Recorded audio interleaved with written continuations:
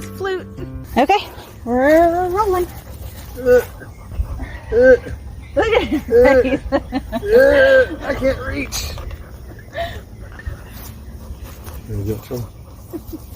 Duffy just kept on going. He didn't know what he didn't know what he was doing. He didn't know where he was going. Ah, doggy. Duffy, you want carrots? Mm. Oh.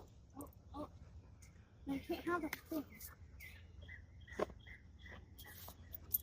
I noticed there's a dead tree up there.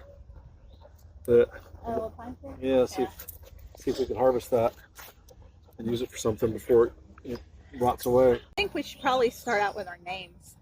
Bob. All right, so here we go. Hey, y'all. Howdy. Welcome to our channel and to the introductory video of our channel where we hope to explain to you who we are, why we are the way that we are. Well, that's good luck with that. That's a whole encyclopedia. And what we plan on doing with our newly acquired homestead. Which maybe I just haven't stumbled across people that are kind of in our situation that have not farmed and homesteaded their entire lives, have always had a desire to do something like that, but for whatever reasons didn't accomplish it. And now here we are, middle-aged, and we're just starting out with, you know, very little knowledge about a lot of what we need to know. When we start talking to actual farmers, we learn that we don't know nearly what they know. And it's not just somebody putting seeds in the ground. There is a lot to know about being a professional farmer. Right. And that's not our goal. No. Our goal is not to be commercial agriculture at all. We actually don't know what we want. It's changed even just in the last 6 months of owning the property. In my mind anyway. But you're right. Talking to them and listening to, I mean, we live in a community that is agriculture, and so we are exposed to a lot of knowledge with the farmers that come in our store that we've just known for years, or you know, whatever. In general, we're exposed to that a lot, and listening to them makes me feel very inadequate. There's a lot to learn. It's a lot to learn. But so my hope for this YouTube channel is to take people along, to show them what we're doing. It's not necessarily a how-to platform. It's more of a come explore with us on how to come play with us in the woods. Yeah. And it's like I'm like the guy with just enough knowledge to be dangerous. Yeah, you know, that's true. And tools, and I have, and then dreams, and really we should name this like Ambition Squared, because I have a lot of ambition. You'll see. Yeah, I'm gonna get this done in today, and then 3 hours later, I can barely pick up a chainsaw because I've cut 27 trees, and then I realized I had said at the beginning I was gonna cut them and clean them and stack them, and now your to-do list is always way more. Sometimes it's on my hand. Yeah, way more than what any person can get done in a day. So and that's something I have to grow. I'm working on to keep that list. But I'm also very flexible and fluid because things change. And you know, it rained this morning, and I'm sore. You know, so sometimes our content might not be, hey, we're cutting trees every single day, or we cut trees yesterday and we're going to do this. We tell you we're going to do this tomorrow, and it might change because that, you know, equipment might break. I might be sore. I mean, I'm 56, going to 57. Might be too sore to do it the next day. Might have something else come up that business-wise, that we need to handle or take advantage of. Take a situation where we need to address it and focus on it. It's like I said, two kids playing in the woods kind of deal. We're having fun. We do have some consistent goals, I think, of getting rid of invasive species and opening up the pasture land that was there 20 years ago when the guy that we bought it from, he had 30 acres of pasture and 30 acres of woods, and now it's like 15 acres of pasture. And so, because nobody bush hogged it. Yeah. So we're trying to get rid of the scrub brush, and get back to some of the old hardwoods. Well, let's talk about land. So the history of this land, just in the last, the most recent history in the last 20 years. I don't know how long the lease was on it. but that's how long the previous owners owned it, I think. Mm-hmm. And so it was Give or take. there was a hunting lease on it. And that's all they did. And that's all they did. They did not. They cut strips of grass just for lanes, and they did a couple of food plots. But they never bush hogged it. They never managed. I mean, maybe I don't know anything about managing land for hunting, so I could be totally wrong, and they were doing everything right. But when we first walked on the property, we didn't realize there were 300 tires buried, stacked in the woods. When we first because the weeds were so high, you couldn't see them. Yeah, they were way over our heads. 6 feet high Johnson grass, and and I'm 6 feet tall, and some weeds. You're 6'3", and I'm 5'4". Yeah, and they were over his head, and I couldn't see anything but grass. I weeds. Did not know what the lay of the land looked like. I didn't realize it was a ridge. And let's also be clear, we are not at the property now. Oh, no, we're not at the property. Our donkeys have lived here for about 4 years. 4 years, 5 years, because we didn't have land. Maybe 6. Yeah, maybe 6. It's been a while. So they lived here at a family's property, and graciously enough allowed us to have them here, so that I didn't have to pay rent somewhere else for them to live. And they're just pasture pets. They're not trained to do anything other than eat carrots. Of the land was scary to me. It was very overwhelming. And like I said, I couldn't even tell how the land laid, because I couldn't see anything but grass. I literally really could not see anything but grass. We didn't know it was terraced. I didn't know it was a ridge. We didn't know it was dropped off. Yeah. There were drop-offs like 4 feet, because it was so, encumbered in weeds and privet, which was a weed. So it was hard for us to see. We also had a lease. The people that leased it, it was written so vaguely, and so and this is something that we'll get into eventually. About it was written in a manner in which we were not allowed to be on the property, even to inspect it, because it could interfere with the leasee's hunting rights. So we were very cautious, and we had to go with our gut. We kind of bought it almost sight unseen. Yeah. But we walked on it a couple times, and before we knew they had the lease. Hunting. Yeah, we didn't know that. And we walked, and before they had cameras up, and then we walked on it, and then we walked in the woods, and we didn't get to see. We had permission to walk on it. Yeah, just not from the owner, hunters. but not from the lease people. Right. So, and then we walked on it, and you know what? It just felt right. We walked on it, and it felt. We saw this one big tree and went. Yeah, I immediately knew when we saw the big tree, and maybe we can put a picture of it in. My gut said, "Yep, this is the one." And so it's because we are not going to try to farm it for a living. We didn't need flat pastures. We don't need 60 acres of pasture. We wanted recreation. We wanted hunting. We wanted to feel like we want land in the mountains, but we can only buy one piece of land, and this makes us feel like we're in the mountains. When you're on it, in some places. On the north side of the property is probably my favorite, because it feels like it's in Clayton, in War Woman, like Helen area.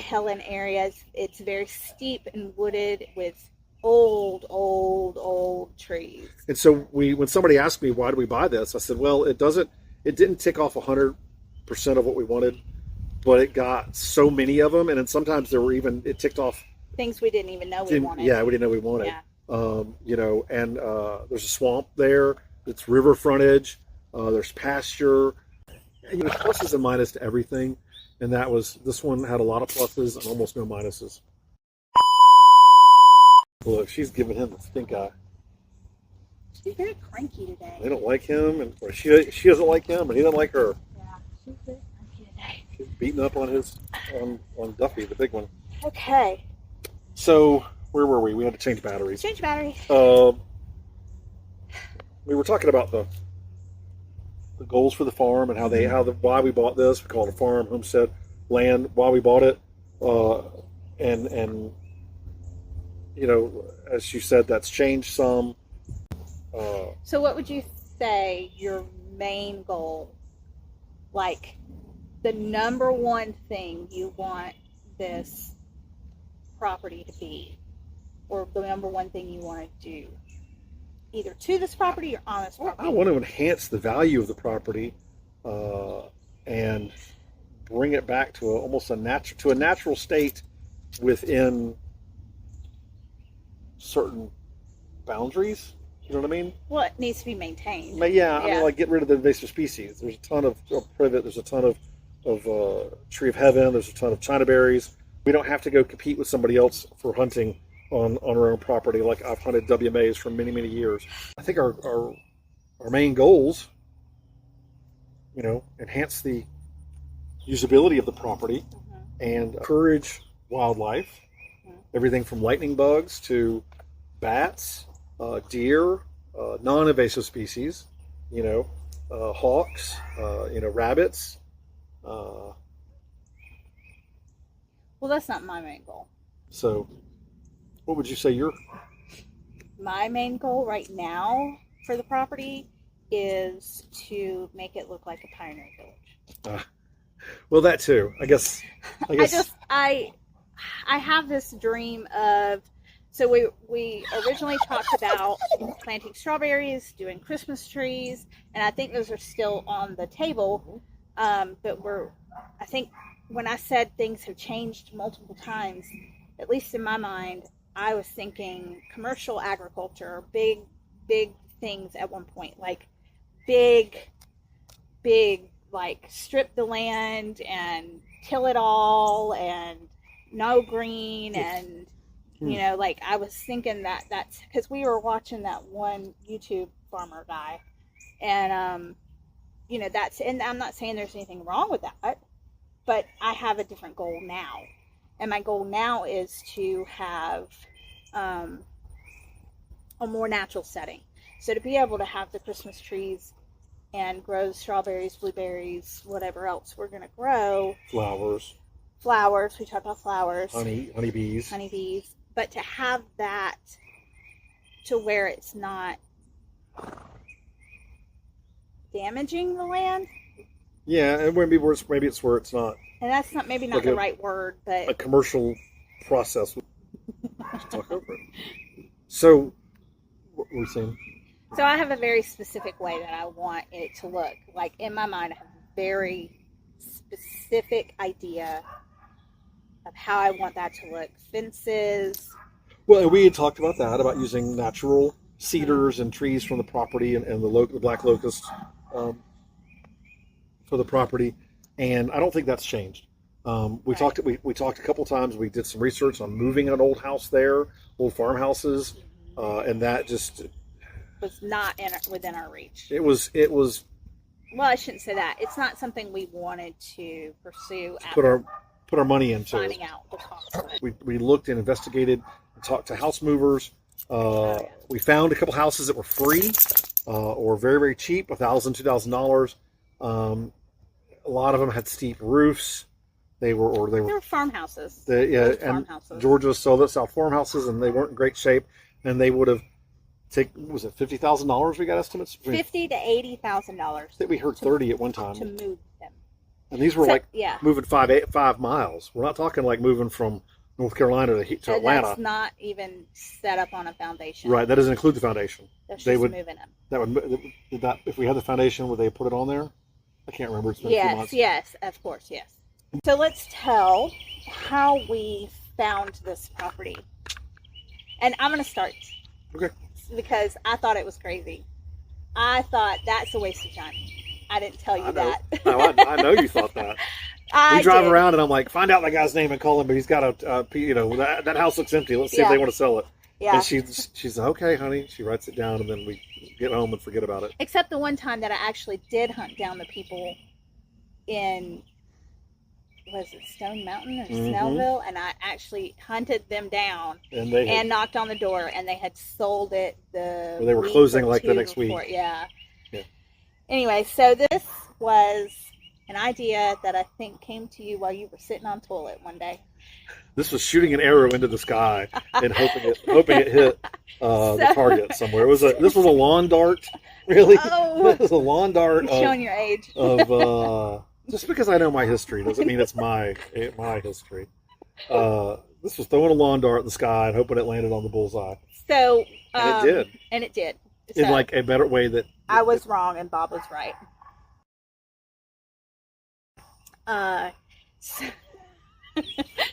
so in Georgia, and I'm sure there other states have these kind of publications, but in Georgia we have a publication called the Consumers and Farmers Market Bulletin. Market Bulletin. It is put out by the Department of Ag, and it is like a bi-weekly newspaper type of advertiser kind of thing. It's like Facebook Marketplace, but in paper, and it's specific things like, you know, tractors and cows and sheep and farm and some farmland, etc. Things that a farmer might. I mean, you could put pecans in there if you had an orchard and you wanted to sell your pecans. Or seeds, plant seeds, or plants, or chickens, or goats, so sprayers, the idea. Or bush hogs, or. So this publication we started getting probably 6 months to a year before that. We subscribed to it, and one day Bob comes to me and he says, I think I'm gonna run an ad in this, because you run ads in this paper for free. So he says, I think I'm gonna run an ad in the Market Bulletin, and it's gonna be short and sweet, looking for land. And I said, in this area, the area we wanted to buy in. Right. And I said, okay, and I put it out of my mind. And I think I put it on my mind for 2 or 3 weeks. And then he did it. Yeah. And I was like, it's such a waste of time. And it wasn't that I was frustrated with you for doing it. I didn't want you to get your hopes up. Because I've done this before. Yeah. Not that, but I have called people, I have searched down, and I have tried to buy land, that kind of thing, or I have, you know, found an empty house and found the owners, and they don't want to sell. Right. You know, and so I was... a lot of work to not get any fruition. I was afraid that it was just going to be another one of those scenarios.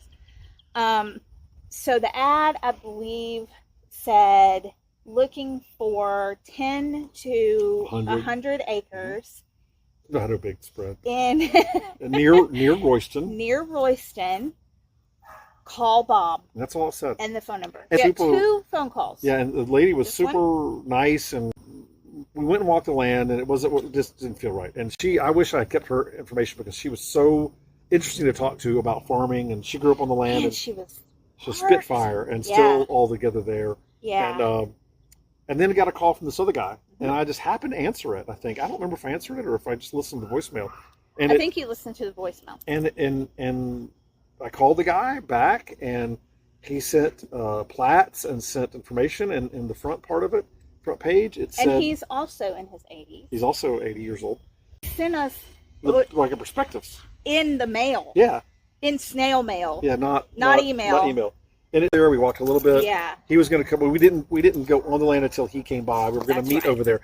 And we were supposed to meet at 5:00 on a Saturday, and it was raining that morning. And I called and said, "Hey, what do you think about meeting at our business, because it'd be air conditioned and we could talk and get to."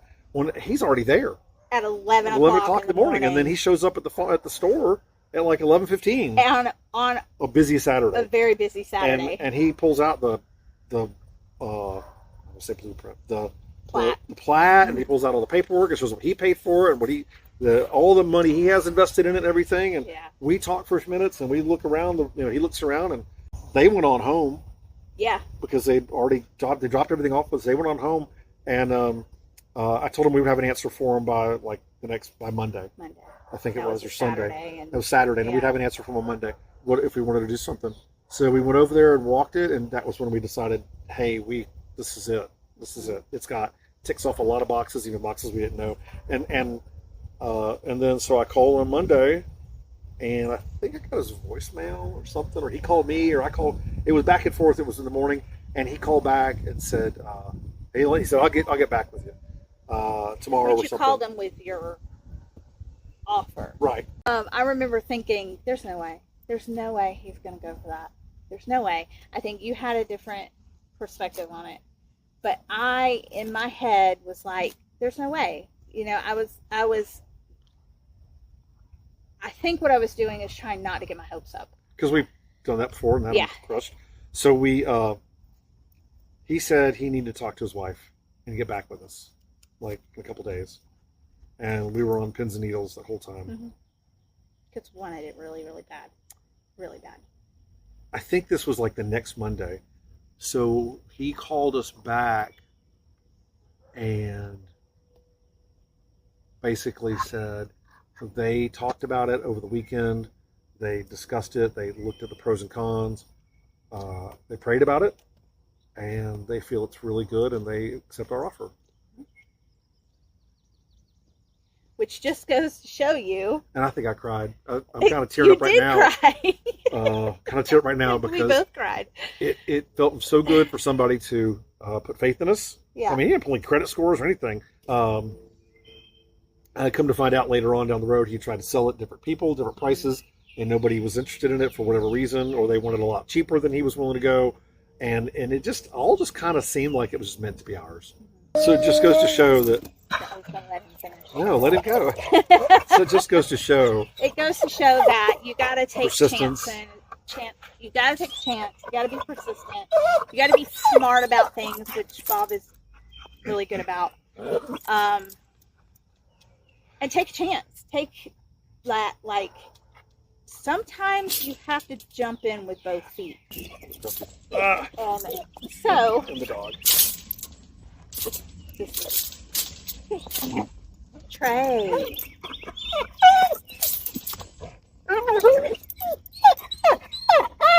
I wish you could like throw a ball for the donkey and he'll chase it to go away and then bring it back. I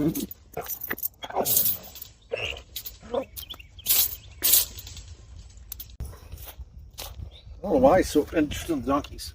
Anyway. He's never been that close to them. No. So, this has got to be very long. Very long. And you were like, let's wing it. Yeah. And we did. And this is what happens when we wing things. So, well, we don't have a teleprompter. So that's how we ended up getting the property. And we had to change the closing date. And because the people in the lease, we were supposed to close in September? And then, yes. And the lease, so we would have hunting season, and then the leasees were supposed to leave, and then they changed their mind and said, we're not leaving, and then he had to pay them off, and they finally left, but it was pretty much after hunting season last year. Right. And we changed the closing date a couple times, and just because I didn't want to buy a piece of land, be paying interest on it while someone else was enjoying it.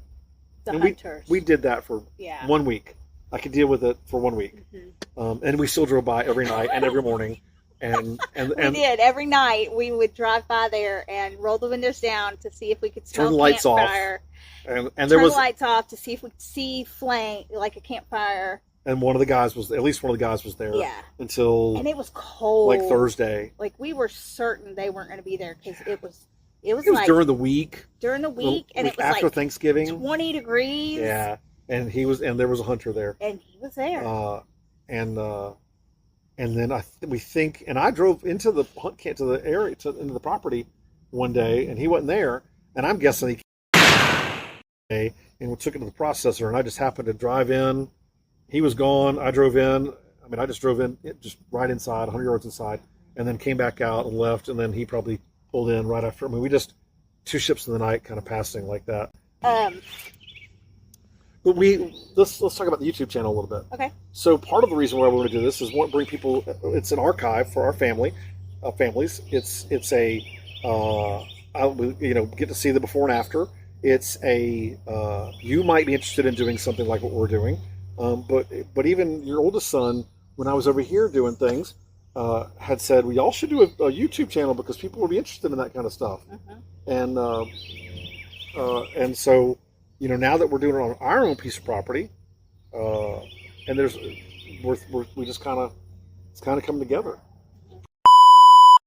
Camera malfunction, but what we were saying was that we wanted to bring people along and see what we're doing, and maybe learn from us in some ways. Share what we're doing as kind of a 2 kids playing in the woods type of thing. Yeah. Hopefully nobody's getting too hurt, and be inspiring. Inspire people to try new things. Try new things. Don't give up. Go after your goals. Have a goal and go after it. Whatever your dreams are, pursue them, even if it's just a little bit at a time, like a little bit every day. Yeah. Do something towards that goal, no matter what your age. And I think the neighbors listening for the donkeys. For the donkey? Maybe they don't realize we're here. That's funny. And they're anyways giving them carrots. So dream big. and don't let little things stop you. They're still whistling. I don't think it's a bird. That sounds like a human whistling. They're looking that way. But so keep, like, share, subscribe, whatever Everybody else says that you're supposed to say. And comment below and ask us questions, and we'll keep the content coming, and we'll hopefully it'll be inspiring and educational and helpful and so funny. Maybe you just laugh at us. Look at all the people playing in the woods. He's gonna break his neck doing that. So we got a new company we're gonna open up. Oh yeah. Yep. Ah. Donkey wax candles. Ah! Ew, donkey wax candles. That is not what I thought you were going to say. This will work. Got you in a headlock. Now what you can do? Absolutely nothing. Yeah.